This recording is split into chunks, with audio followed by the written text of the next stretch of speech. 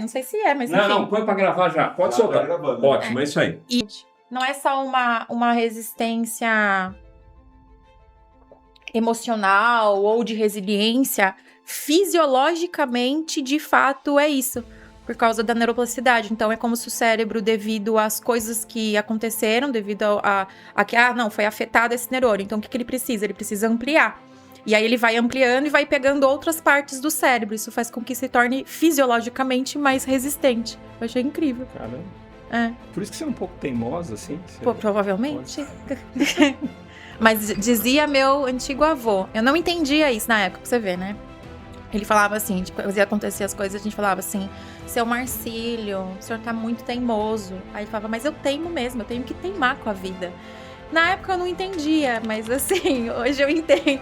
A gente tem que teimar com a vida, né? Hoje eu já entendo de outra maneira, né? Sensacional. O que você perguntou, o que eu sinto quando eu vejo a montanha? Eu sempre usei essa analogia nas empresas, eu uso até hoje, né? Porque acontece, qual o grande problema das...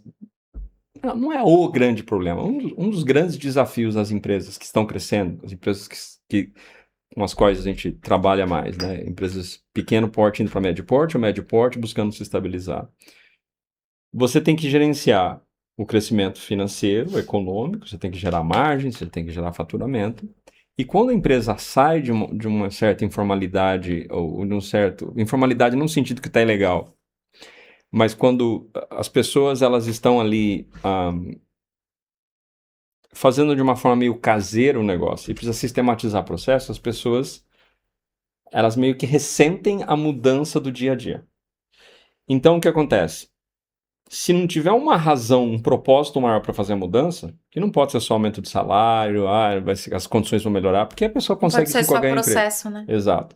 Então, a analogia que eu gosto de trazer para as empresas, e resolve muito bem, e é legal porque você vê as pessoas usando essa expressão, os donos das empresas usando essa expressão, cara, a gente está subindo o topo de uma montanha. A visita lá é legal, você tem pessoas diferentes, é uma outra empresa, você vai ter mais tempo livre, você vai ter mais reconhecimento, a jornada é bacana, coisa e tal. E nem todo mundo chega no topo da montanha, porque nem todo mundo é pro topo da montanha. Algumas pessoas estão felizes com uma visão limitada.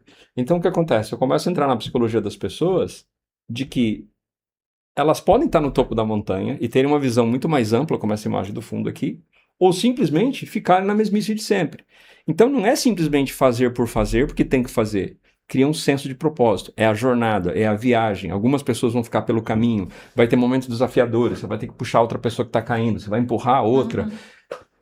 Então a montanha, para mim, tem esse significado no dia a dia do trabalho. E esse resolve o problema de falta de um propósito maior. Uhum. E quando a gente faz o trabalho de sistematização, atualização, implantação de código de cultura, sempre tem essa jornada. É o topo da montanha. E é claro, quando você chega no topo da montanha, tem outra montanha, outra montanha. Uhum. Então, quando eu penso no topo da montanha, eu acho muito bacana que esse logo, né, que a gente trabalhou para falar sobre o negócio de verdade, ele traz isso no pico do N, do negócios, né? Então, e é uma cordilheira, né? Você não vai parar aqui, você vai subir, você vai descer, você vai cair, você vai tem coisas. Gostei da sua pergunta. Qual que é a sua percepção sobre o pico da montanha? Eu sou a doida das frases, da analogia, eu acho que da simbologia, eu gosto.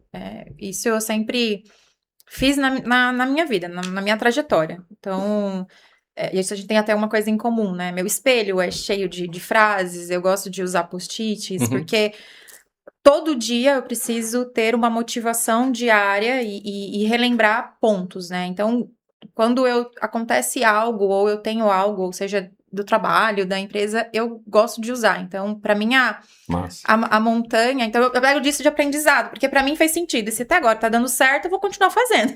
Sim, total. Faz parte de quem eu sou. Então, eu gosto, isso me traz motivação e eu vivo com essa energia, né, de ter isso. E pra mim, a montanha, além de eu adorar a natureza, é uma coisa que faz parte da minha essência, da minha pele. Você é a natureza também, né?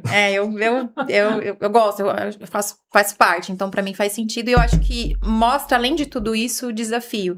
Porque pra cada pessoa vai ser um significado, né? Então, quando a gente faz trilha, eu já fiz algumas, para cada pessoa ali tem um motivo para ela estar ali, né? Algumas é porque elas querem se superar, outras porque achavam que não conseguiriam e aquilo se colocou como uma jornada do caminho dela, outras para conhecer outras pessoas, enfim, tem inúmeros significados.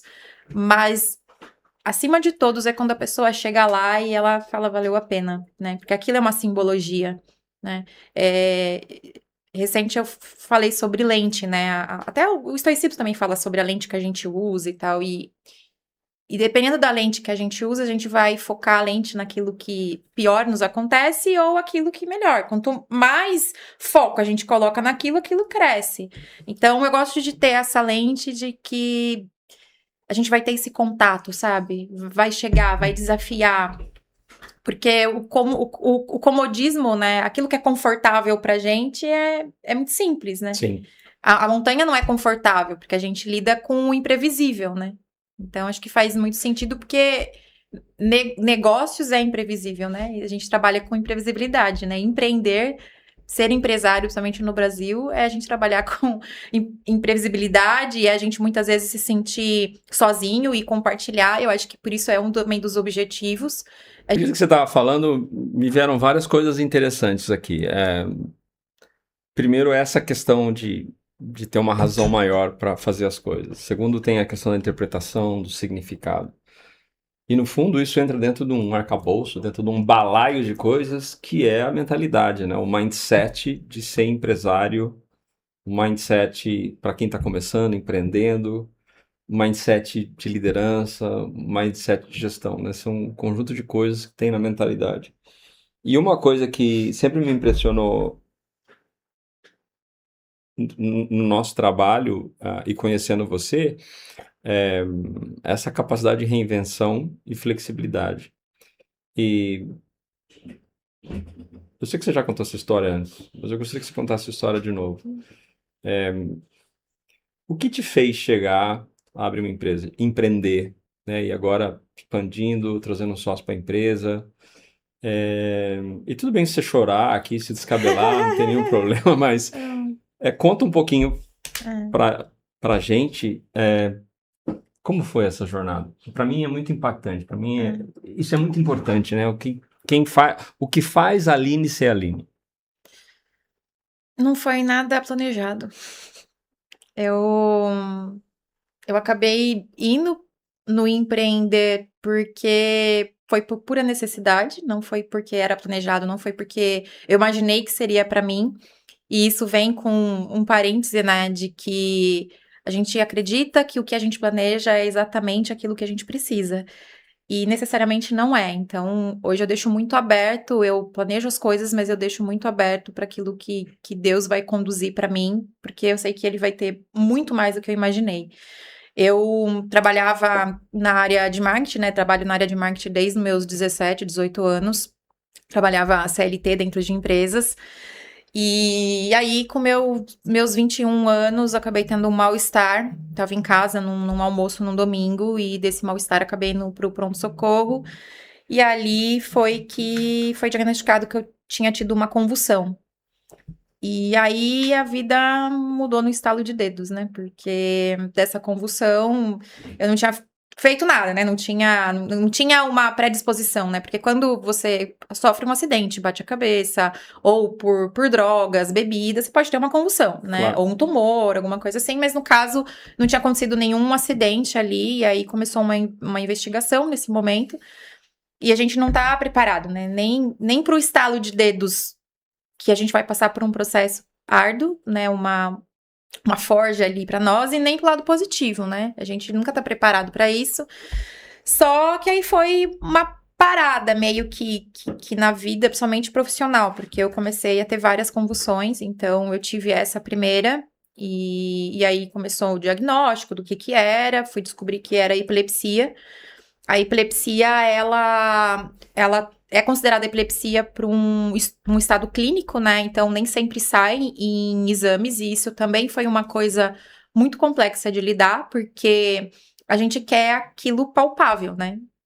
A gente quer um exame que fale, olha... Então, as pessoas, elas querem provas e querem te encaixar em caixas, em rótulos, E no meu caso, o que era? O diagnóstico era se a pessoa tem mais do que 2 convulsões no ano, ela é considerada que tem epilepsia.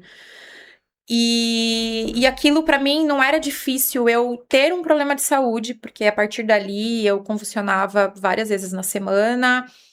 Já comecei com medicamento, os medicamentos estavam demorando muito para fazer efeito. A cada convulsão que eu tinha, eu ficava 15 dias mal, então meu processo mental parava, não era só físico, era mental e físico junto. E via muito julgamento. Então, todo esse processo, a epilepsia, para mim, acho que foi uma forja mesmo da Aline que eu sou hoje, porque nessa época, meus objetivos era ir para São Paulo, porque a minha profissão, área de marketing, publicidade, lá era o grande, então tava tudo certo na minha cabeça. Eu ia para São Paulo, eu ia morar lá, eu ia trabalhar lá, ia alavancar minha carreira, ia voltar com meus 30 e poucos anos depois, porque eu ia casar, ter filhos, montar minha família, ia já tá tudo planejado, tudo certinho, tudo redondinho, sem nenhuma vírgula.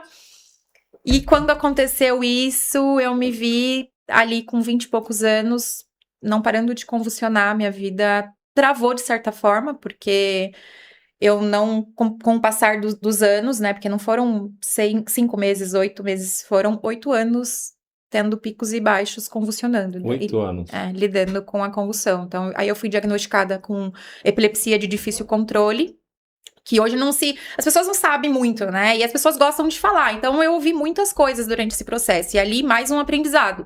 A gente ter certeza de quem nós somos. Porque nesses 8 anos, tomava remédio, não fazia efeito. Trocava de médico, não fazia efeito. Continuava convulsionando. Não fumava, não bebia. Não fazia nada e eu continuava convulsionando. Eu ia pro hospital, o hospital não sabia o que fazer.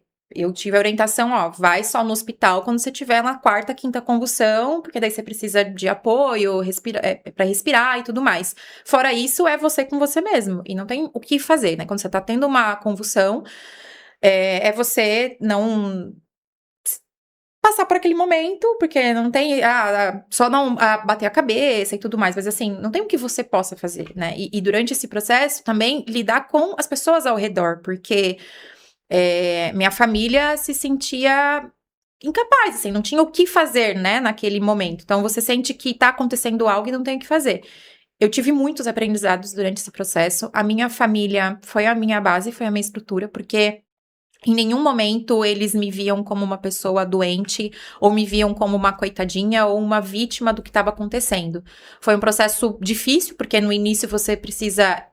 Todo o processo de saúde, você sabe, a gente passa por um processo de aceitação, de entender o que tá acontecendo. Então, passei por tudo isso, mas chegou um momento que, como eu falei, foram 8 anos com altos e baixos, convulsionando ali. Fiquei sem andar sozinha, precisei de ajuda pra andar, precisei de ajuda pra comer, né? Minha mãe chegou a me dar comida na boca. Enfim, passei por todo esse processo. Tive, ao longo desses 8 anos, mais de 280 convulsões. Eu parei de contar. Porque eu fazia diário pro meu neuro, aliás, meu neuro foi espetacular, foi a base pra mim também, porque ele não me via como uma pessoa doente. Ali tá um aprendizado pra tudo, gente. A gente aceita o diagnóstico, mas a gente não precisa aceitar o prognóstico, né? Então, assim, eu tinha um diagnóstico que eu era uma epilética, esse é o nome, né? Eu tinha epilepsia. Mas eu não tinha que aceitar o prognóstico no sentido de que eu era uma pessoa doente. E eu passei por muitas coisas, assim. Eu tive médico que a vizinha lavava com cloro. Eu fiquei com uma sensibilidade. O nosso cérebro é maravilhoso, né? Eu tive uma sensibilidade olfativa muito, muito grande num período. E eu desmaiava com cheiro de cloro, com cheiro de feijão, com cheiro de brócolis. Eu tinha desmaios com esse tipo, porque não sei o que aconteceu naquela época. Meu cérebro, assim, o cheiro que uma pessoa sentia que era fraco, pra mim tava muito forte. E aí eu tinha desmaios porque aquilo, de alguma forma, me afetava. E aí eu tive médicos que simplesmente queriam me colocar numa bolha e falavam assim, não... Né? Ainda pra minha família, não, você não pode, você não tá vendo que a sua filha, você não pode deixar que isso aconteça. E cada coisa que acontecia, cada desmaio, cada convulsão era um remédio a mais. Cheguei a tomar 19 comprimidos por dia. Então, assim, naquele momento, se eu tivesse cedido ao que os outros estavam falando sobre mim, até a autoridade, né? Ali um médico é uma autoridade, não era pra estar aqui, era pra ter entrado numa depressão, achado que eu não ia ser nada na vida. Até hoje, lógico, é um trabalho energético, mental, emocional muito grande, porque esses 8 anos me deram inseguranças, várias coisas nesse processo eu tive que trabalhar. E foi que eu acabei deixando tudo de trabalhar com esse médico, porque ele queria me colocar numa bolha e eu não queria isso. Eu voltei pro meu primeiro médico que me enxergava como gente, me enxergava como ser humano. E aí a gente começou a mexer mais um pouco e tal. E aí que ele falava assim pra mim, Aline, você vai estar bem quando você tiver uma discussão e você não convulsionar. Você vai estar bem quando você estiver num relacionamento e esses altos e baixos que tem, convivendo com outras pessoas e você não convulsionar. Quando alguém falecer e você não convulsionar. Quando você estiver trabalhando diariamente, você não convulsionar. Porque assim, eu convulsionava com tudo. Era dando risada, era chorando, era chupando sorvete. Não tinha uma relação, foram muitas. E a gente vai, e por isso que eu acho que tudo eu tento levar a um aprendizado. Porque assim, se eu passasse por esses 8 anos e eu não tivesse esse olhar de querer aprender, poxa, ia ser muito chato, né? Porque só ia ser dor, processo e nada ali pra aprender. E tem foram várias questões que eu aprendi nisso, mas nenhuma delas foi que eu levo pra sempre, assim, eu não me permito ficar muito tempo mal. Então, teve um momento que eu tava trancada no banheiro, porque esses altos e baixos, eu acho que isso tem muito a ver com o negócio, com empreender. Porque assim, eu tinha muitos altos e baixos, assim, eu tava bem aqui, passava, sei lá, 5 minutos, eu convulsionava e aquilo tudo que eu tinha tentado alinhar pra ter uma previsibilidade, sentir um certo conforto, eu não conseguia mais, porque aquilo mudou. Então, isso pra mim, essa montanha-russa era difícil lidar. E eu fiquei mal, me tranquei no banheiro, passou um tempo, meu pai bateu no banheiro, fez eu abrir a porta, e aí ele sentou do meu lado, e aí ele falou, Aline, você já chorou o que tinha pra chorar. Já deu. Não vai adiantar você continuar chorando, não vai mudar em nada, porque se adiantasse, eu sentava aqui do teu lado e chorava o dia inteiro com você. Mas, infelizmente, não vai ter o que fazer. Então você já chorou o que tinha que chorar, você já colocou pra fora. Você limpa o rosto, levanta, porque a vida segue. E isso pra mim foi tão marcante, porque eu enxergava a minha dor, mas eu enxergava a dor dele também, a dor da minha mãe também. Porque não tinha o que fazer. Eu já tava fazendo. Eu não tinha o que mudar fora, eu tinha que mudar dentro. Porque remédio eu tava tomando. Eu tava vivendo e não tinha como eu mudar, né? Por isso que eu acho que eu me encontrei muito, apesar de não ser tão estudiosa na filosofia estoica, mas o estoicismo fala muito sobre isso. Você aceita o que é, você não muda o externo, você não muda aquilo que você não pode ter controle, você muda o que você tem controle. E eu tinha controle sobre mim, sobre o que eu pensava, e eu não aceitei aquilo pra mim. Eu não aceitei ser uma pessoa convencional e ficar em cima da cama chorando. Eu não queria aquilo pra mim. E a partir disso, eu fui buscando, cheguei a ficar afastada pelo INSS, então a gente perde tudo, né? Perdi amigos, perdi dinheiro, perdi carro, não dirigia mais. E eu me vi que eu não tinha nada, porque quando a gente perde dinheiro, a gente tem saúde pra conquistar. E eu me sentia que eu tinha perdido tudo, eu tinha perdido minha dependência. Houve momentos que eu tive uma comparação com os outros muito grande. E isso também tem ligação com o empreendedorismo, porque a gente olha a grama verde do vizinho e não olha pra nossa. E eu tive que aprender na marra, porque senão eu ia ficar doente ali, de que eu tinha que olhar pra mim. Porque a gente compara resultados, mas a gente não compara histórias. E cada um tem a sua trilha, cada um tem a sua jornada, o seu processo, e cada história é linda e cada resultado vai vir de acordo com aquilo que você coloca de energia. Saí das empresas e aí tive que voltar a procurar emprego, mas eu tinha muita dificuldade de encontrar, porque eu ainda convulsionava, e toda vez que eu fazia entrevista, eu era o currículo perfeito, e até de empresas grandes, quando era mencionado que eu tinha, aquilo se fechava as portas, porque ninguém queria pagar o preço para olhar para minha capacidade e quem a Aline era. Eu, durante muito tempo, fui a menina que convulsionava, né? Em uma das entrevistas, eu fiquei 3 horas, sendo que 2 horas era pra pessoa me explicar, era pra eu explicar o que eu como eu ia reagir se eu tivesse um treco dentro da empresa. Eu vi esse termo, então ali naquele momento eu falei, cara, não é esse caminho. Não é por aí. Aí eu comecei na recepção mesmo. A menina me ligava, marcar entrevista e tal. Eu falava, passa pro seu diretor. Eu tenho epilepsia, convulsiono tantas vezes. Tá disposto? Porque senão eu não perco meu tempo e você não perde o seu. E aí, tive empresas que aceitaram, tive empresas que me deram um apoio, tive empresas que estiveram comigo, assim como eu não tive. E depois que passou esse processo, eu acabei falando, não, vou trabalhar por conta. Mas o que eu imaginei pra mim é que eu ia ser uma freelance.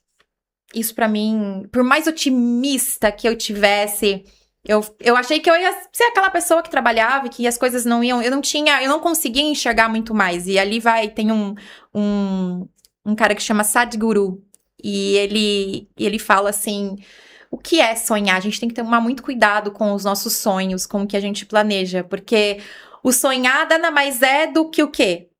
10 vezes mais, 20 vezes mais do que você tem hoje? Só que a vida muda no estalo de dedos. E aquilo que você acredita que você pode alcançar, amanhã já mudou. Então, por mais otimista que eu tivesse, eu jamais imaginaria que eu estaria hoje trabalhando, tendo equipe, tendo uma sociedade, conseguindo dar voz e falar da minha história, do meu processo. Então, eu acho que é por esse caminho, sabe? Empreender não foi uma coisa que eu imaginei para mim, mas eu me vi no processo e a partir disso eu tomo posse até hoje. É um desafio diário, porque, querendo ou não, nós somos a nossa criança, as nossas feridas, e a gente vai trabalhando isso dia após dia.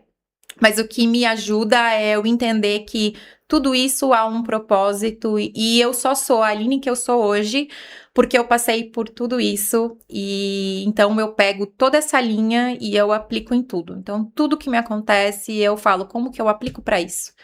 Tá, você foi, meu lado pessoal, legal, mas e pro negócio e para tudo. E essa sou eu. Uma pessoa que gosta de sonhar, que gosta de café, que gosta de chocolate, que gosta de comunicar. Hoje, o eixo da minha vida não se define ao empreender, se define ao comunicar. Sou uma pessoa que eu gosto de N coisas, e isso para mim durante muito tempo foi um cargo, porque as pessoas queriam sempre, novamente, te colocar em caixas. E eu tô criando a minha própria caixa. Sabe, eu tô criando aonde eu tenho que caber e eu não preciso nem caber, sabe? Eu tô criando o meu espaço sem precisar ter rótulo de nada, sem precisar me encaixar em nada.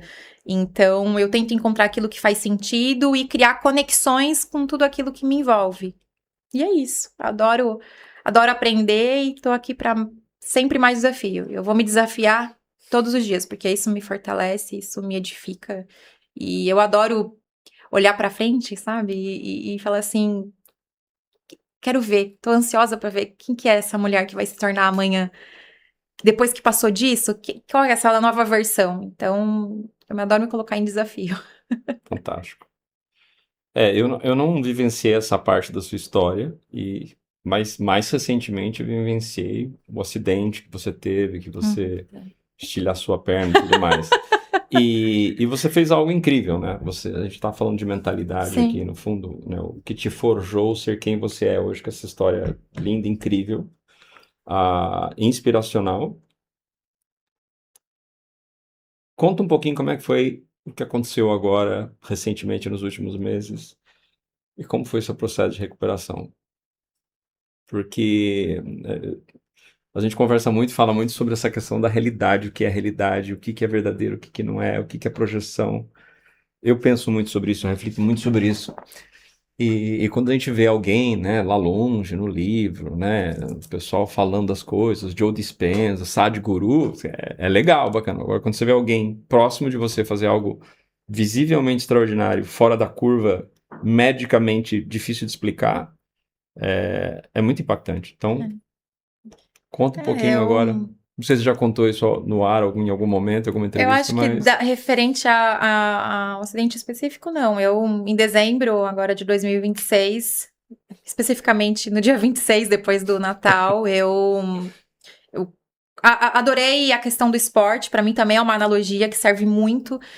E eu tava me dedicando, fazia futevôlei, tava andando de patins, não era nenhuma profissional nem nada, mas tava tendo o hábito ali de andar toda semana. Tinha acabado de comprar um patins novo, né? Pra você ver, assim, como tem pequenos aprendizados em tudo, né? O nosso plano perfeito que a gente faz pra nós mesmos. E aí eu fui andar no parque, eu não andava em rua, não andava em nada. Fui comprar o patins novo exatamente porque eu queria me sentir segura, porque o meu patins era quando eu tinha 21 anos e passou, né? Já faz um tempinho isso. E aí, andando ali, eu acabei desequilibrando, não sei muito bem como aconteceu. E eu acabei caindo num reto, talvez tivesse uma velocidade ali, não dá pra explicar ali. E aí, nesse processo, foram 3 fraturas na perna esquerda, 2 na tíbia e uma na fíbula. A fíbula retalhou um pouco, e aí eu tive que passar por processo de cirurgia. Tinha a minha virada do ano planejada, maravilhosa. Eu ia pras montanhas, eu ia acampar. Só que não. Só que não. Eu ia acampar, ia fazer rapel, rafting, ia ter um luau, enfim, tudo que eu gosto na virada. Então, aquilo para mim significava muito. E novamente, né, como se tivesse Deus falando, é o que eu tenho planejado para você, eu creio nisso. E então aquilo pra mim teve um lado emocional, porque eu ia estar vivendo algumas coisas que durante esses 8 anos eu acabei não vivendo. Então tem tudo isso. Então tinha uma conexão ali muito legal. Eu tava muito entusiasmada pra ir. Saí de casa falando, daqui 30 minutos eu volto. Isso pra mim ficou muito marcado, porque a gente se pega em tantas coisas pequenas, né? A gente tem uma briga com alguém e fala, não, depois eu resolvo. Ah, deixa ela. Vai fazendo jogo, né? Emocional que a gente faz com as pessoas, né? Relacionamentos de amizade, de família. E esse jogo é muito complicado, porque eu saí deixando tudo ali, falando, daqui 30 minutinhos eu volto, tava um sol do caramba. Falei, não, só vou andar um pouquinho, volto, vou me preparar pro ano novo. E aí não voltei. A cirurgia, no final das contas, foram 14 parafusos na perna, 2 placas. Normalmente a fíbula não se faz cirurgia, só que quando o médico abriu, tava com muito retalho de osso, e aí precisou fazer a cirurgia na fíbula também. E aí, novamente, né, como eu falo, o diagnóstico era, você quebrou a perna, 3 fraturas, espiral, foram fraturas consideradas graves. Não foi exposta, porque a fíbula entrou para dentro e não para fora, então, caso fosse o outro lado, seria exposta. E o prognóstico foi, você volta a andar normal entre 6 a 8 meses. E isso foi de forma geral, cirurgião. Andar. A andar. Isso, a andar normal, vamos dizer assim, né? Sem mancar e tal. Não, andar. Não andar. Praticar esporte. Andar. Era de 6 a 8 meses, e aquilo pra mim me pegou demais. Graças a Deus e a tudo que a gente foi construindo, a base da empresa, ela funciona muito digitalmente, então, em cima da cama eu continuei trabalhando, mas tudo aquilo meio que parou, então eu não voltei para minha casa, eu tive que voltar e ficar com ajuda com cuidados, porque eu tava com gesso, depois eu utilizei bota, enfim, deu um processo, foi em dezembro, fiz cirurgia dia 31 de dezembro, um pouquinho antes, era dia 20 e pouco, dia 28, mais ou menos, de março, eu consegui tirar as 2 muletas. E a físio... ia dar 3 meses, faltava ainda alguns dias Menos ainda. 3 meses. Assim, faltam alguns dias, mas assim, é legal, né? A gente tem que também celebrar também, né? E aí a físio olhou, eu falei, olha, eu fiz o teste, porque não partiu dali, né? Eu fui sentindo, assim, e isso que é legal, o observar, né? Quanto mais a gente se observa, mais a gente autoconhece. E eu percebi que a muleta estava sendo exatamente não era mais emocional do que físico ali. E quando eu percebi isso, e também com a ajuda da minha família, eles observaram, meu pai também sofreu vários acidentes, então ele já teve uma experiência com isso, então ele tem esse olhar um pouco de fora ali, e falou, ó, você tá usando a muleta por questão emocional, você já tá andando. Cheguei pra físio, a físio não quis liberar, porque era muito recente. E ela falou, olha, eu não libero, volta pro médico, faz outro raio-x, se ele quiser liberar, libera ele. Eu não libero. Fui pro médico, o cirurgião, e foi muito engraçado, que eu fiz todo o processo, e na consulta, ele falava, você tá andando? Eu falei, tô. E eu tava com as muletas, né? Aí ele falou, tá, anda aqui pra mim. Aí eu andei, né? E lógico, você anda. E ele falou, você não tá sentindo dor? Aí eu falei, não. Só que assim, foi umas 5 vezes, ele perguntou, você não tá sentindo dor? Eu falei, não, não tô. Aí ele falou, olha, fisicamente falta ainda, né, porque fica aberta, né, como se ficasse aberta. Olhando o raio-x, você pode, não sei se você vai conseguir, mas tá liberado, só não quero impacto, não pule, não faça nada disso, espere um pouco mais. Falei, e voltar a dirigir, né, porque eu já, né. Aí ele falou, você pode até tentar, mas eu não sei se você vai conseguir. E foi que depois de uma semana eu fui tentar pegar o carro e consegui voltar a dirigir. E esse processo foi muito antes, então eu voltei 50% antes. E tudo isso foi possível, lógico que eu estava numa rotina disciplina fisicamente, não era nenhuma atleta, mas eu estava numa rotina de exercícios, não tenho uma alimentação ruim, então, lógico, a gente tem que ter uma besteirinha ali, mas eu sou um pouco regrada nisso. Só que de tudo isso, que seria o básico, eu fiz muita visualização, assim. No dia do acidente, a pessoa que me socorreu, que ficou comigo até ali, a gente tem muitas pessoas boas nesse mundo, foi uma terapeuta. E eu acho que tudo tem uma conexão de ser, né? E nesse dia, enquanto a ambulância chegava, ela só falou assim pra mim, imagina uma luz roxa. Naquela hora eu falei, puta, ela não é normal. Aí eu falei assim, você faz reiki e tal, né? São terapias energéticas e tal. Ela falou, sou também.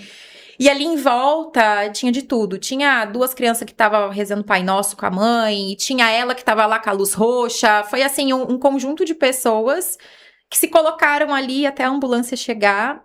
E eu moro sozinha na cidade, então a minha família é de fora, então até vinha a minha família, essa moça, a Márcia, chegou e falou, eu vou com você na ambulância. Eu falei, não, imagina. Tudo bem que eu tava gritando de dor, mas eu falei, não, imagina, você vai parar a sua vida. Ela falou, não, eu tô aqui hoje pra você. Enquanto você precisar de mim, eu tô à sua disposição. E isso é muito... A gente tem que falar, porque a pessoa deixa de fazer aquilo que ela estava fazendo pra estar com você, no que você precisa, sem nada em troca, sem nada. E eu acho que talvez se eu não tivesse tido essa experiência ali, naquele momento de luz, de iluminação, de imaginação, talvez eu não teria feito essa conexão da visualização. Porque era um conhecimento que eu já sabia. Só que a prática ali é outra coisa, que nem você falou, né? A gente sabe, mas pegar o conhecimento e de fato aplicar para não ser mais teórico, naquele momento me veio muitos insights de coisas que eu já tinha visto. E eu falei, cara, não é à toa. Não é à toa, é como se eu tivesse sentido, você vai passar por isso, mas eu tô te dando um cuidado extra. Eu senti isso, sabe? Você vai passar por isso, mas eu tô te mostrando aqui, essa é a prova, tipo, tô cuidando de certa forma. E aí que eu falei, cara, não vou aceitar esses 6, 8 meses. O que eu puder fazer, eu vou fazer. E aí eu continuei treinando em cima da cama, como dava, então eu não parei os exercícios, não era a mesma coisa, mas eu não me entreguei a ficar o dia inteiro na cama. Eu visualizava o osso colando, eu fechava os olhos, colocava a frequência binaural. A frequência binaural são frequências de ondas diferentes para cada lado, né, do ouvido, e aí essas frequências deixam você numa vibração mais alta. Então, quando a gente entra num conceito de que somos energia, somos partículas, então há o átomo, dentro do átomo é uma energia, assim como onda de rádio, onda. Então, eu peguei isso como princípio e aí eu visualizava a perna colando, os ossos colando, visualizava eu andando, eu correndo, eu dançando, e isso que eu acho que é o mais principal, e o que eu acho que é o mais difícil, talvez, de aplicar em outras coisas. Eu não tinha dúvida. Ponto. Eu não tinha dúvida que era possível. Eu não tinha dúvida do que eu queria. E muitas vezes a questão do merecimento, e isso eu falo também por experiência própria, a gente tem dúvida que a gente merece, a gente tem dúvida que é do que a gente quer. E quando pinta a dúvida, como que o universo, Deus, a energia, tudo isso pode trazer nos de volta? Porque a gente tá com dúvida do que a gente mesmo quer. E eu acho que isso foi uma das principais coisas. Eu não tinha dúvida do que eu queria, do que era possível. Tive, lógico, altos e baixos, né? Passa primeiro do ano e ali tem várias questões emocionais, mas assim, eu não tinha dúvida. E eu fazia, e conforme mais eu fazia, mais eu sentia bem, mais a minha energia ficava pra cima, e eu via coisas em mim que eu tava evoluindo, então eu via coisas que eu tava fazendo, e aí você começa a observar o corpo, né? E você fala, nossa, eu achava que isso tava limitado, mas não tá. Eu achava que isso não conseguia, mas não é. E então foi isso, assim, eu tive essa experiência, eu sou muito grata por eu ter passado, por eu ter quebrado a perna, porque eu pude experimentar algo que eu não teria experimentado. Porque eu sei que é possível. Ah, eu vou conseguir aplicar isso para outros aspectos da minha vida, para minha empresa, para as coisas que eu tenho insegurança? Eu não sei. Mas uma coisa que eu sei é que é possível. E se para minha saúde foi possível, para qualquer coisa é. Eu só preciso ter certeza do que eu quero. Só preciso ter certeza que eu mereço e não ter dúvida. E fazer. Fazer sem achar o que os outros vão pensar. Fazer sem achar que você, sabe, sem ligar. Sabe, ligar o foda-se mesmo, sabe? E fazer. Fazer a sua parte. Fazer o teu caminho. Não importa o que o outro acha. Fazer o seu, sabe? Colocar o pé. Agora, quando a gente subir no Spotify, vai ter que colocar ele explícito. Cara, Ai. sensacional essa história, Li. Então, eu anotei N coisas aqui interessantes para continuar. Tem uma coisa que está muito presente comigo, que eu estou estudando a questão aquele modelo de luto, de fechamento, que em inglês chamam de DABDA, né? Que é o modelo de Kubler-Ross, que é aquele modelo quando acontece alguma coisa muito desafiadora na vida das pessoas, alguém vai morrer, ou a própria pessoa vai morrer, a pessoa ela entra no denial, ela entra na negação, ela recusa que isso não está acontecendo, isso não pode ser verdade. Aí depois, não necessariamente exatamente nessa ordem, mas aí tem a anger, né? Tem a raiva, a pessoa fica com raiva, mas por que isso aconteceu comigo? Né? Então primeiro você fala, não, isso não está acontecendo, é como se isso não fosse real. Depois você entra na raiva, aí depois você entra na barganha, você fala, não, mas e se eu fizer isso? E se eu rezar? E se eu não sei o que vai dar certo? E aí depois tem um período de depressão, tristeza profunda. E aí depois a pessoa aceita e ela vai pra frente. Só que uma coisa que eu vi na minha própria história, e eu vi você pela primeira vez dizer isso me emociona porque está relacionado com a minha história e você lê meu livro, você narrou meu livro. Quando você chega na gratidão por pelo aquilo que aconteceu com você, você está num outro estágio. Eu sei que talvez você tenha sentido essa gratidão antes, mas é a primeira vez que eu vejo você falar disso. E para mim, isso é o maior processo de luto por qualquer coisa que acontece. Quando você se sente grato, você se sente grata por algo que aconteceu com você, que naquele momento você fala, cara, não é possível. Agora, todos esses planos, uma vida pela frente, tudo que poderia acontecer. E você chega no momento, eu sou muito grata porque eu quebrei a perna. E eu posso testemunhar isso, claro que quem convive com você, eu sou seu sócio, né? Não convivo você diariamente, mas você mudou por esse processo. E você mudou para melhor. Você se tornou uma pessoa mais madura. E então, já que você falou, eu me sinto grato que isso aconteceu com você, porque você é uma pessoa melhor por causa disso. Eu acho que é a forma de ver, né? A lente. Eu acho que isso, né? Eu acho que também é legal você trazer a sua história, que também é fantástica. E a gente se conectou por histórias, né? Só que a lente que a gente usa, né? Eu me recuso que tudo que me acontece eu não saber o que eu tenho que aprender com isso. Porque senão vai repetir de outras formas. Então, quando eu me vejo recentemente agora, eu comecei a correr. Pouquinho. Desculpa te interromper, isso que eu queria saber. Você falou que era de 6 a 8 anos você voltaria a andar. 6, 8 Faz meses. 5 meses. O que você está fazendo já? Eu tô dando pequenas corridas, então eu tô treinando, é como se fosse, é um funcional na areia, né, eu jogava futevôlei, não era nenhuma atleta, mas eu adorei o esporte, não posso voltar ainda pro futevôlei porque você precisa ter bastante preparo, né, ele pede muito da perna, então eu voltei a fazer um funcional, às vezes é um pouco adaptado, mas, então assim, eu já tô correndo, já tô... ali, não correndo muito, mas correndo, já tô dirigindo. Ontem mesmo coloquei um salto pela primeira vez, pequeno, mas coloquei. Mulherada Então, gosta, né? mas assim, esses pequenos detalhes, e por isso que eu falo que eu gosto muito de simbologia, porque a gente adora, o cérebro vai fazer isso, vai olhar o que falta, vai olhar o que dói, vai olhar os teus erros, vai olhar pra isso, porque ele quer proteger, ele não quer gastar energia, ele vai fazer isso.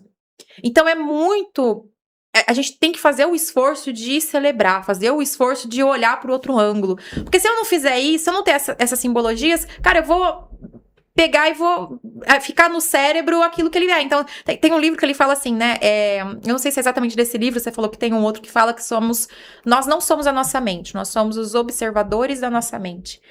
Poder do agora. Exato, e também tem no livro Alma Indomável, e isso pra mim virou uma chave total, porque o cérebro vai trazer coisas, vai trazer pensamentos, e nem sempre vai ser bom, às vezes vai assustar aquilo que ele vai trazer, só que quando eu entendo que eu não sou aquilo, que eu observo aquilo, eu filtro. Ah, é fácil? Não vou ser hipócrita, não é fácil. Mas, a partir do momento que eu sei a base, eu refaço. Então, assim, eu escolho por isso. Então, eu vou criando várias simbologias, várias pequenas conquistas. Domingo agora, né, dia 31, eu vou fazer... Tem corrida e caminhada. E eu vou fazer a prova de caminhada. Vou andar 5 quilômetros. 5K, né? Por quê? Ah, você faria isso se não tivesse quebrado a perna? Não ia fazer uma prova para andar 5 quilômetros. Só que isso, pra mim, vai trazer uma simbologia de um passo que eu dei. E essas simbologias vão fazer com que eu olhe pro meu passado e que ele tenha marcos. Então, pra mim, essas simbologias são marcos e eu tento dar destaque, como se fosse um marca-texto da vida. Então, eu tento fazer isso também, porque senão o marca-texto fica só das coisas ruins, poxa. Eu tenho que fazer o marca-texto das coisas boas, sabe? Se eu não faço isso, eu não posso esperar que os outros façam, entendeu? Então, eu tento ter esses marca-textos, então eu vou fazer para que crie essa simbologia, crie um movimento, vai estar lá, vai ter outras pessoas, eu vou andar o 5K, vai ter a premiação. Então, isso para mim é o marca-texto das minhas conquistas, para que isso me motive cada vez mais e eu fale não. Ah, é só a mente? Beleza. O problema, a barreira não é física? Porque eu falava, né, pra físio, né? Ah, não, fisicamente eu consigo? Ela falou, consegue. Eu falei, então tá, então é a cabeça mesmo. E eu falava, não, se é a cabeça, eu posso. Não. E agora traz agora toda a sua... Faz essa associação ali da sua história, que na verdade foi o que conectou, né? Apresentaram a gente porque falou assim, conhece a história dela, conhece a história dele, e eu acho que faz total sentido. Falei muito. Graças a Deus que você falou. Muito bom. A cabeça está fervilhando com muitas ideias, porque muito do que você fala, você ressaltou algum desses pontos, né, de forma explícita, que você empreender, você ter um negócio, você ter uma carreira, você ter uma família, você ter qualquer coisa, vai precisar de todas essas coisas, né? Você começou me perguntando o que é a montanha para mim, depois eu te perguntei a sua montanha, e depois você contou a sua história. É uma meta, é um marco, é uma simbologia. Sim. E isso traz significado. As pessoas, a sensação de hoje que a maior parte das empresas, não nas empresas só, a maior parte das pessoas que estão vivendo, que você encontra no dia a dia, elas parecem que perderam o significado. Está tudo tão fácil, tudo tão automático, tudo tão digital, tudo tão virtual, que as pessoas não valorizam o que elas têm. E é uma coisa que eu estou pensando, assim, as pessoas, no meu caso é mais visível, né, porque eu com frequência eu manco, porque eu tenho uma perna mecânica, às vezes eu esqueço, né, e eu volto a mancar, porque eu viciei em mancar. A gente teve um período que nós dois estávamos mancando, né? Aí nós dois estávamos mancando, subindo escada, descendo escada de avião, né, puta, coisa... E aí o que acontece? Mas assim, a hora que a pessoa passa do seu lado, na multidão, não sabe a sua história. E é por isso que eu sempre sou apaixonado pela vida das pessoas, pelas histórias das pessoas, porque cada história a gente aprende alguma coisa. Então, assim, aqui, né, a gente tá gravando nesse estúdio, a gente estava falando, né, de uma pessoa aqui que estava contando a história, que é uma história de superação. A gente não sabe, a gente não conhece os significados das pessoas. Então, quando a gente consegue atrelar esse significado da existência, da essência das pessoas no trabalho, as pessoas têm uma razão a mais de contribuir. Não é só para pagar o boleto e fazer o pagode no final de semana. Não, existe algo muito mais profundo dessa conexão humana, essa verdadeira. Então, assim, uma vez mais me sinto honrado de ter testemunhado isso, essa coisa, esse momento agora de recuperação, que para mim é aquela coisa de livro que que eu vejo na minha frente. Em 5 meses, você não tá só andando. E assim, é uma Você coisa. fez aula de dança também, né? Você tá Tô fazendo. fazendo. Mas é porque eu não posso voltar pro futebol, eu tenho que achar tentar outros caminhos. Mas uma coisa que é legal, que eu acho que eu acabei esquecendo de falar, que eu acho que faz isso que você tá comentando, né? Ah, pessoal, beleza, voltou com 5 meses. Mas assim, qual é a questão? É que o próprio pessoal da saúde e do esporte ficou. De boca de cara, né? Assim, a mãe conta, ela tava na consulta comigo, e aí o médico abriu, assim, na tela o raio-x e começou a falar, e tava o estagiário com ele. Eu não percebi, eu não fiquei prestando atenção ali, tava querendo entender tudo o que tava acontecendo, o que eu podia, eu não podia, e a minha mãe assim, você não tem noção, a cara do estagiário, ele olhava pra tua perna, olhava pro raio-x, olhava pra tua perna, olhava pro raio-x. Na fisioterapia, quando eu tirei as muletas, assim, um dos físios que não era o que fazia físio, colocou a mão na cabeça, assim, nossa, que recuperação é essa, mulher, que não sei o quê. Então, de fato, pode parecer até cansativo pra algumas pessoas e tal, mas eu me recuso a ficar calada comigo isso, porque é uma coisa, nós que não somos da área da saúde, Quando falar você vai escrever aprendizado. teu livro? Então, você sabe que estão me cobrando. Eu já vou começar a estruturar, já vou não, né? Já tô estruturando. É a primeira E vez que eu ouço isso. e eu quero, não sei se esse ano se conclui, mas esse ano o início está A vantagem é que começado. você vai poder narrar seu próprio livro, porque você sabe fazer isso, né? Exato, vou fazer Ontem, a locução. ontem eu tava numa reunião no Mastermind daqueles programas que eu faço lá com o Chase Hudson. E aí tinha uma técnica, um processo de perguntas e para começar aberto para fechar a conversa. E aí a pessoa falou que estava no fundo dos livros, né? Qual livro que eu gostava. Eu falei do meu livro. Falou, estamos produzindo audiolivro, tá para publicar, revisão final. E eu falei, você escreveu, você gravou? Eu falei, não, eu não tive a menor condição de fazer.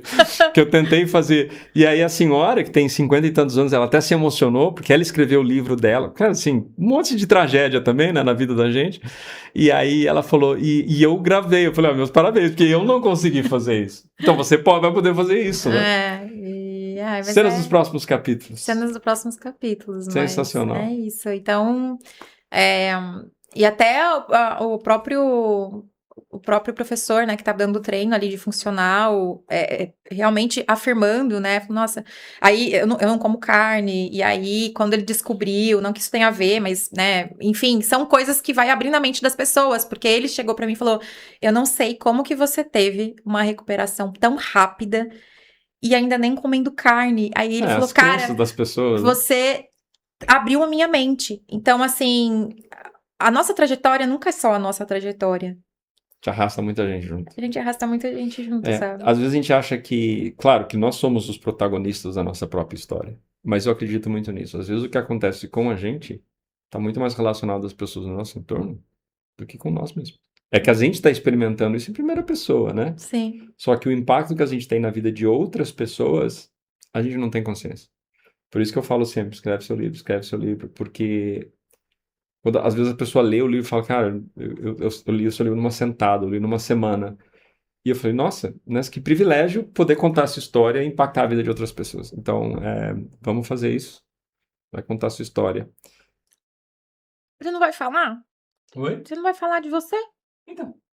Mas você não chegou? Tô pensando alto com você. Você não chegou e já empreendeu? Você passou por um processo do caramba com 14 anos, que foi um... Conta pra mim, você já leu a história. Não, tudo bem. Não, puxa vou aí, contar. É que eu fala... achei legal a forma que você construiu a história. Como você chegou no empreendedorismo, você puxou de volta. Eu, de certa forma, eu acredito que o meu processo de empreender, de me tornar coach executivo e business advisor, trabalhar como consultor, ele não começa nesse momento. Eu acho que assim, a minha jornada de questão de saúde, ele contribuiu muito para a minha mentalidade, para a minha forma de entender. Mas então vamos contar de forma linear para facilitar a vida dos editores. Eu quebrei, né, você? Não, Sim, não. não, tá tudo certo, não tem sequência. Não tem. Eu acho que só isso que eu vou contar que é diferente. Quando eu comecei a fazer uma série de. Na verdade, foi nos Estados Unidos, em 2006. Eu fiz um programa que se chamava Leadership Excellence Program. Eu morava nos Estados Unidos, eu trabalhava na IBM, e eu tava no meu primeiro casamento, e meu primeiro casamento tava bem ruim, assim, não tava legal, não era harmonioso, não era um ambiente de paz, era muita briga, discussão. A minha filha já tinha nascido, era pititiquinha, né?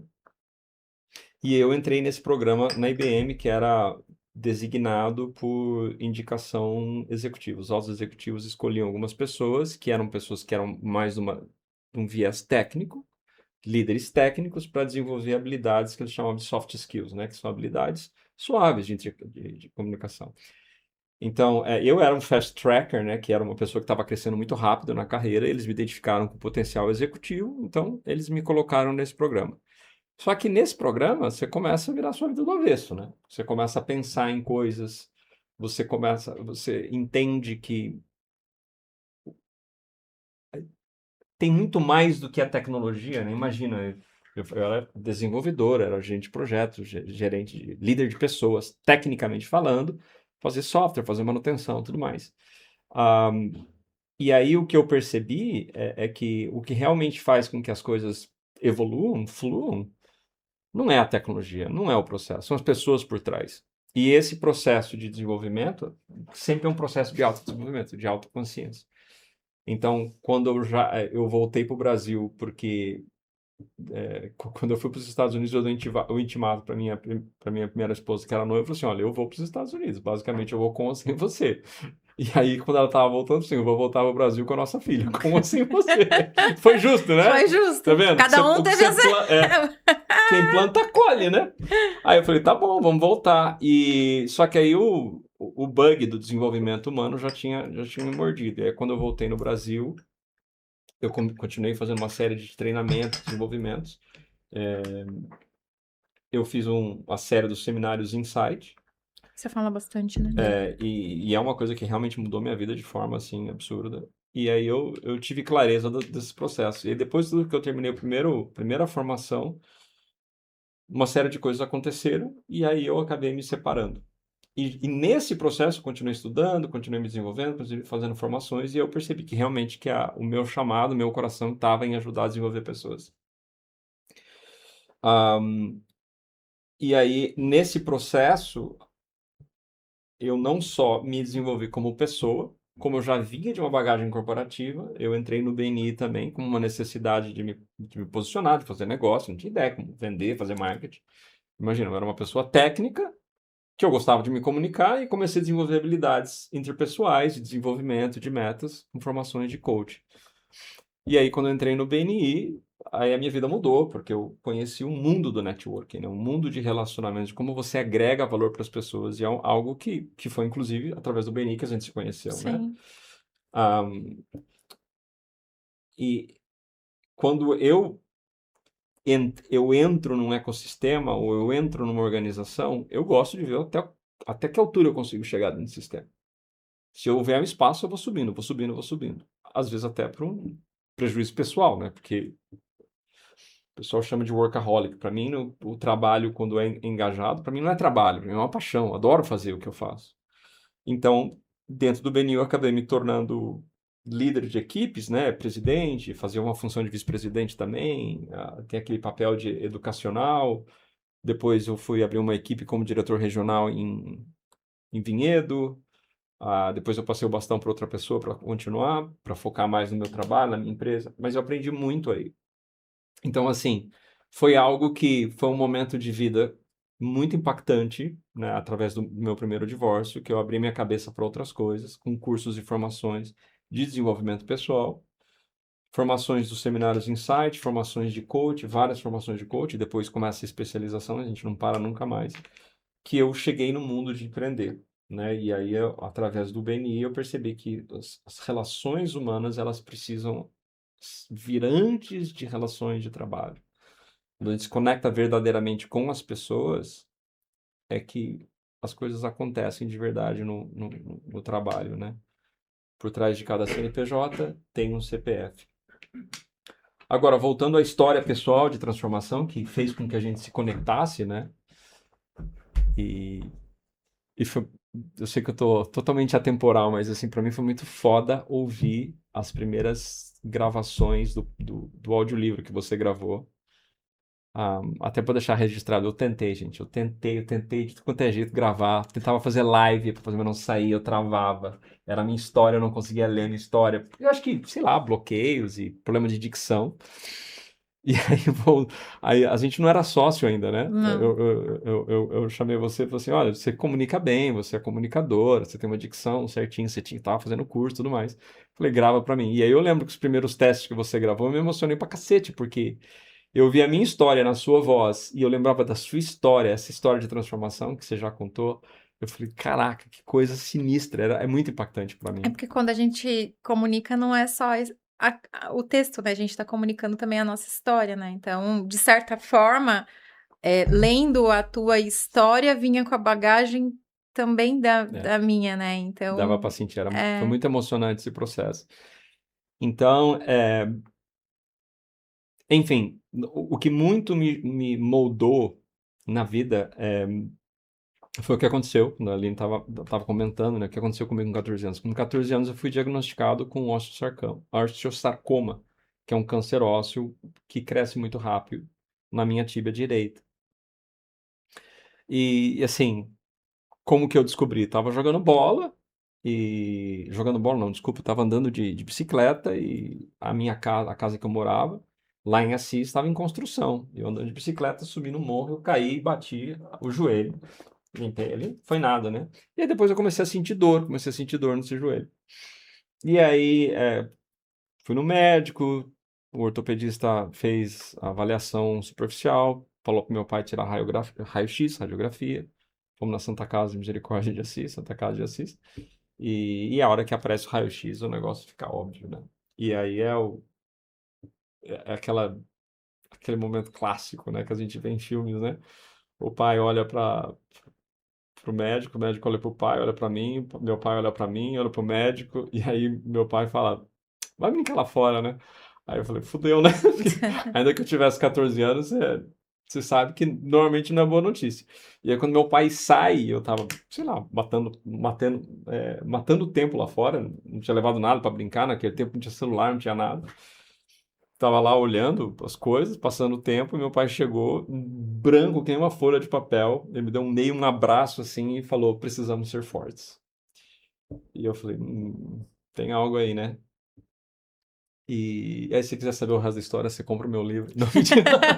Não, e aí começa toda uma jornada de hospitais, de tratamento de quimioterapia, de biópsia, para ter uma comprovação legal de fazer o tratamento, né? Eles não podem começar a fazer um tratamento de quimioterapia sem uma comprovação, né? Não pode ser só um raio-x. Então, tira um pedaço, valida. Então, foram cirurgias, várias intervenções, 1 ano e meio de tratamento, talvez um pouquinho mais. Perdi o cabelo, fiquei com muita sensibilidade à luz, né? A quimioterapia, às vezes, ela afeta, deixa a gente sensibilidade à luz. E eu fiquei com uma perna sequelada, né? E essa perna sequelada, ela foi piorando ao longo do tempo, né?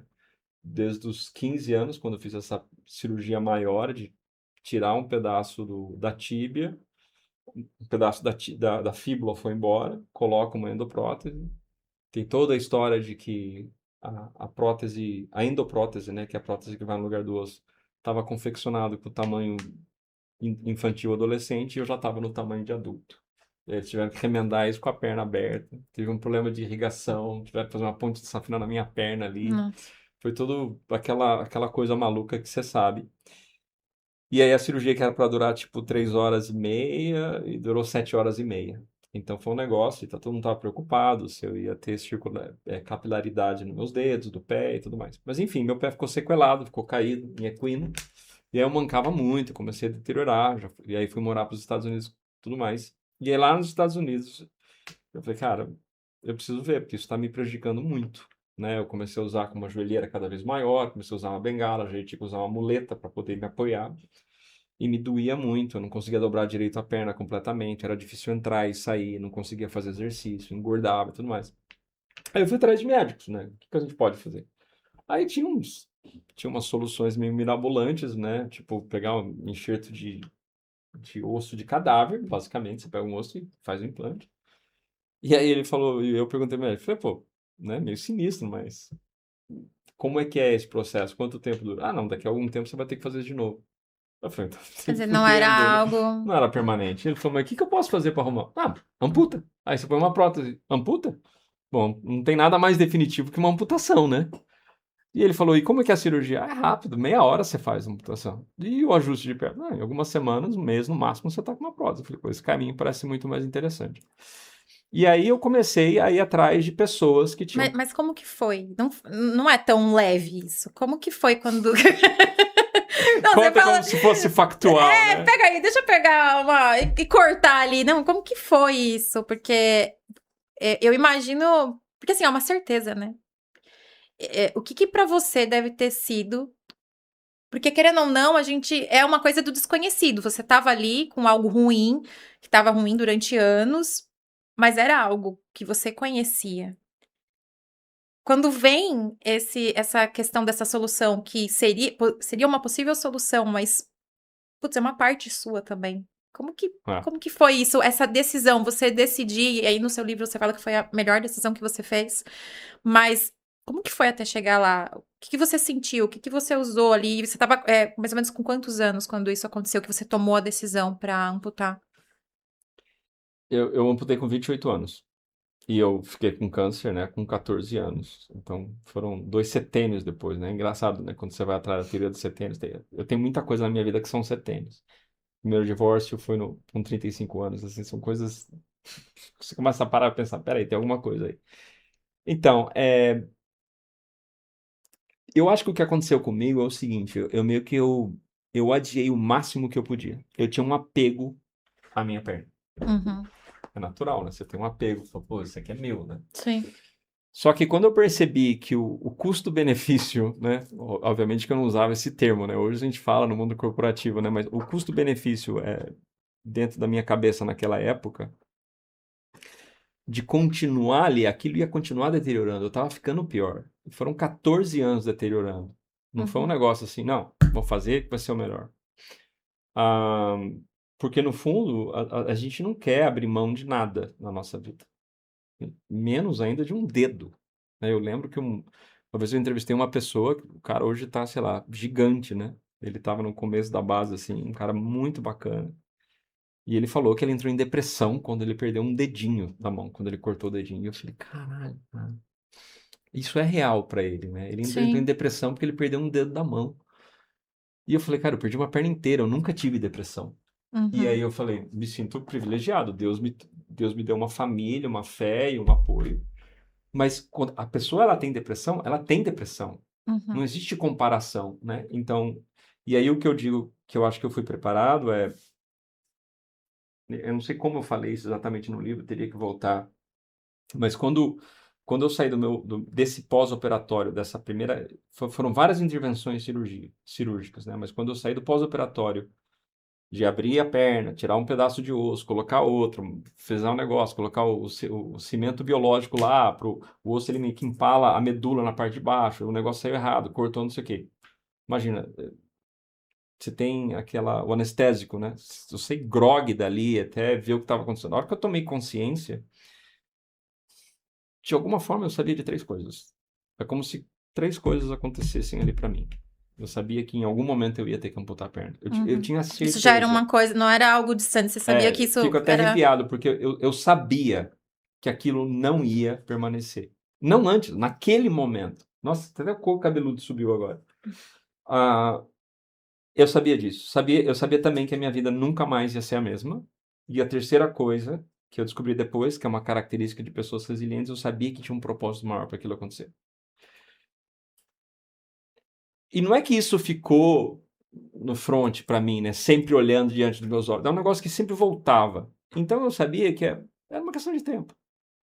A minha vida nunca mais foi a mesma, a minha ambulação nunca mais foi a mesma. As limitações, hoje eu sou muito menos limitado, hoje eu faço coisas que muita gente que tem os 4 membros não faz. Mas a questão toda, isso eu já tinha, é como se tinha sido implantado na minha cabeça. Uhum, Como se eu tivesse a possibilidade de fazer um fast forward, né, de ir para frente e voltar, e falei, cara, alguma hora eu vou ter que amputar. Então, quando eu cheguei no processo lá, que eu não aguentava mais de dor, de frustração, e quando a gente tem dor e tem frustração, você quer uma alternativa.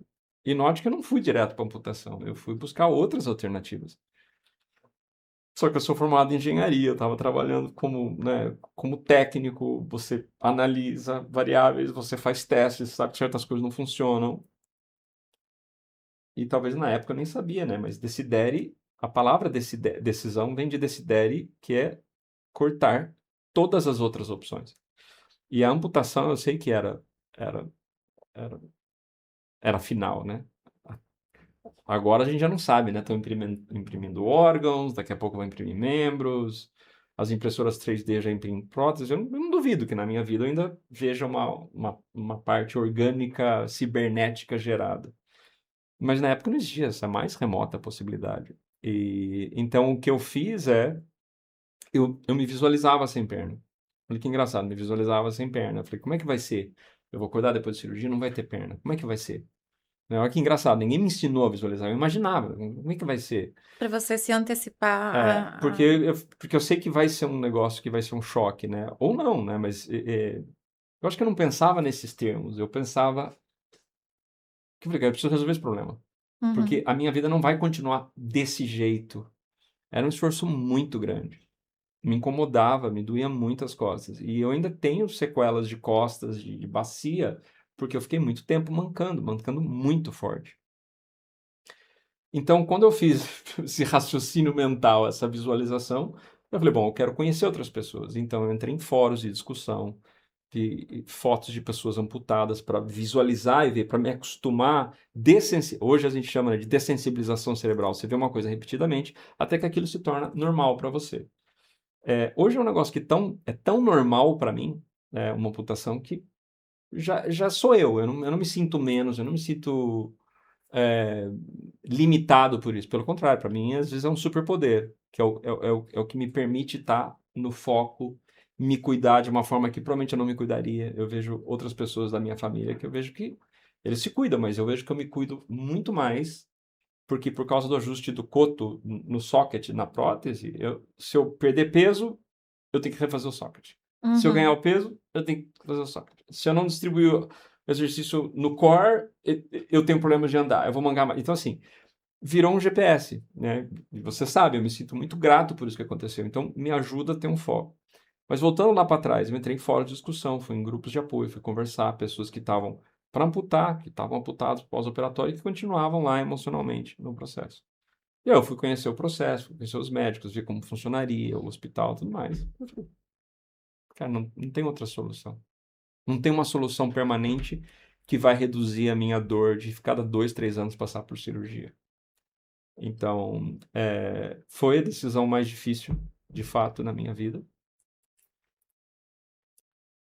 Mas foi uma decisão que hoje eu tenho consciência que demorou muito. Porque se eu tivesse amputado a perna muito mais cedo, eu teria tido várias próteses que teriam me acompanhado, mas eu provavelmente teria muito menos dor nas costas. Ou não sei, eu não vou dizer que eu não sei, porque, Uhum. porque eu sei que muito ficou sequelado por causa disso. Agora eu me cuido, eu faço, por exemplo, hoje eu já fiz alongamento, já fiz academia antes de vir para cá, para estar bem, né? Tenho barra, eu me estico, planto bananeira, faço exercício de yoga para sempre estar bem. Então, assim, hoje, e eu conto isso para as pessoas, às vezes a gente leva tanto tempo para tomar uma decisão. Eu levei 14 anos para tomar essa decisão. E por quê? Porque a gente tem apego a um caminho que é ruim, mas é o que a gente conhece. A gente não sabe o que vai acontecer depois. E então hoje eu prefiro dar com os burros na água, tipo, vão bater na minha mão, mas hoje eu me lanço para aquilo que eu quero. É uma coisa que acelerou meu processo decisório. E uma coisa que os grandes nomes, né, de administração, gestão, dizem assim, erre, erre com frequência e erre rápido, porque você aprende a fazer isso. E, e assim, claro que nem toda decisão vou tirar uma perna fora, mas a, Uhum. a provocação sempre que eu faço, quando eu dou treinamentos, e isso começou lá no BNI, é, quantas vezes a gente vive com uma perna ruim? Claro que não é uma perna, mas Sim. às vezes é um relacionamento, às vezes uma coisa tóxica, às vezes é um parente, às vezes. às vezes é uma casa com um problema, às vezes é uma comunidade ruim, às vezes é um grupo de amigos que te joga para baixo, às vezes, e às vezes é dentro da sua própria casa. E assim, você vai esperar o quê? Uhum. Eu gosto muito do Gary Vee e ele fala, ele usa fuck pra tudo, né? Não sei se você conhece esse cara, mas ele usa muito palavrão. E ele fala assim, cara, esta é a sua vida. O que que você vai esperar para começar a entrar em movimento e fazer o que você tem que fazer?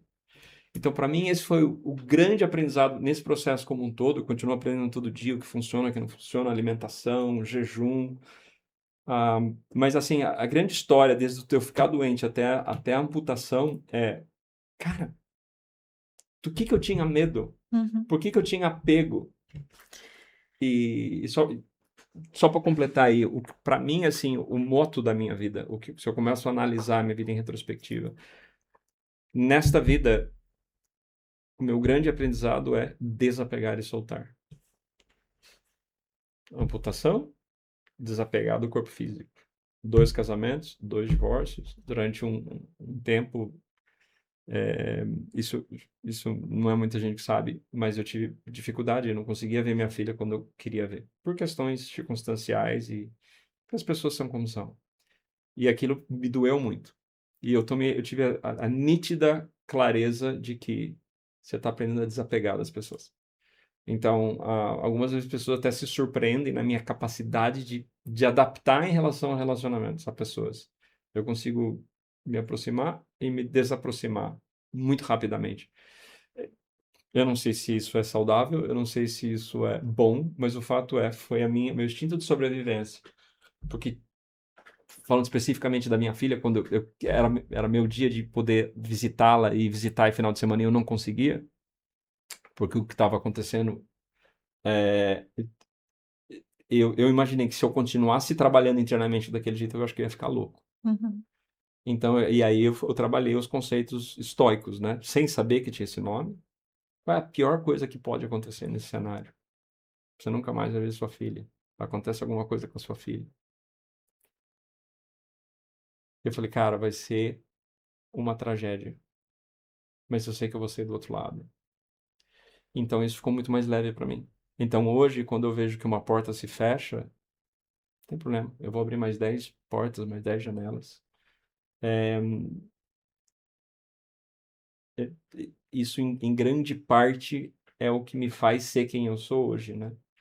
E quando às vezes eu me paro num desafio de negócio, de empreendedorismo, sei lá, não consigo fechar um negócio, eu perco um cliente, ou alguma coisa que eu queria muito acontecer, né? Aqueles planos perfeitos que a gente quer que acontecer, ou você quer coisas ou pessoas, você quer estar próximo de algumas, e aquilo não acontece. Eu falo, cara, peraí, Carlinhos, eu falo comigo, peraí, Carlinhos, veja o que você já fez na sua vida, veja já o que você já passou, o que você já superou. Você vai deixar esse negocinho aí te bloquear? Nem fudendo. E aí eu vou pra próxima, porque a vida é rápida, né? A gente estava brincando ali no camarim, conversando, o Dawson que está nos apoiando aqui na gravação, na produção, e das idades, né? E a vida, ela passa assim. Conversando, né? Você fazendo as provocações, eu lembrando. Cara, eu me lembro vividamente como fosse hoje. O dia que eu estava lá na Santa Casa esperando, meu pai chegou, me abraçou branco. O dia que eu entrei na sala para fazer a amputação. Que os caras falaram, não, é a perna esquerda. Eu falei, você tá maluco, cara? Minha perna esquerda é boa, é essa aqui. Aí o cara fez o X na perna direita, juro por Deus. O cara tava falando, não, aqui diz que é a sua perna esquerda. Eu não sei se o cara tava me zoando. Eu falei, porra. Ou então a mulher que era uma enfermeira no pré-operatório, falando, se fosse eu, não amputaria. Eu falei, cara, como é possível? A pessoa tá indo pra amputar, né? Então, assim, eu me lembro dessas coisas vividamente, das pessoas que me tocaram, que eu toquei, a vida das pessoas. Só que passa tão rápido. Do que a gente tem que ter medo? Por que a gente se bloqueia? Né? Eu acho que você tem uma gravação lá. Se joga, não é? Cara, se joga. Que mais que você vai esperar? De quem você precisa de permissão para fazer o que você precisa fazer? Para fazer uma conexão, para usar, criar um podcast, fazer uma marca Eu acho que nova. tem muito sobre a gente querer caber, né? Caber pra ser aceito, caber A pra. gente é grande demais para caber. Então, Posso falar por mim, não pelos demais, mas muitas das coisas que eu acabei não fazendo, ou achando que eu não deveria, ou até o próprio podcast mesmo. Talvez se fosse só por mim, eu teria demorado um pouco mais. E se a gente for resgatar para ir vendo, sempre vai ter ali coisas que a gente traz ou que a gente se coloca como se fosse realidade que não é, né? Então, ou porque a gente quer caber, porque foi colocado que nós precisamos ser alguma coisa. E assim, são tantos detalhes, mas assim, é padrão. Se a gente começar a ver, é padrão. Ah, eu parei de comer carne e eu não falava que eu era vegetariana, vegana, nada disso. Eu falava que eu não comia carne. Sem As rótulo. pessoas não aceitavam. Olha que negócio incrível, porque elas não sabem lidar com aquilo que. Não, mas então o que você é? Eu falei, eu sou a Aline. Tem que pôr numa caixa, né? Não, eu sou a Aline. Não, mas o que você é? Você é vegetariano? Eu falei, não, eu não. Enfim, as pessoas querem tanto e isso não serve só sobre comida, né? É uma coisa simples, fácil de observar, mas serve pra tudo. Ah, eu quero fazer, tá, mas por que você não faz? A gente vai colocando bloqueio, tentando achar que tem que ser perfeito, ou tentando achar que não tá pronto. Acho que o medo a gente vai deixando consumir a vozinha do medo e não deixa fluir o que tem que ser ou o que tem que resolver, né? A gente vai antecipando a solução que, na verdade, não aconteceu ainda, né? Tem em Mateus, eu não lembro agora qual parte de Mateus, mas fala: não se preocupeis com o dia de amanhã. O dia de amanhã terá suas próprias preocupações. E o que a gente faz? A gente antecipa aquilo que nem aconteceu, porque a gente colocou na cabeça que aquilo pode acontecer e que, na verdade, ninguém sabe. E simplesmente não vive. Acho que se a gente vivesse o hoje, porque as pessoas vão falar, porque elas não estão na tua experiência. Tem uma coisa que eu vejo muito, Vão e acho que. julgar. E eu acho que você também tem muito disso.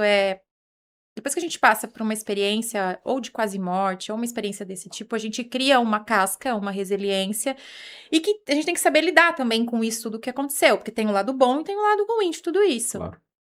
Mas eu tenho, sabe, fome de vida.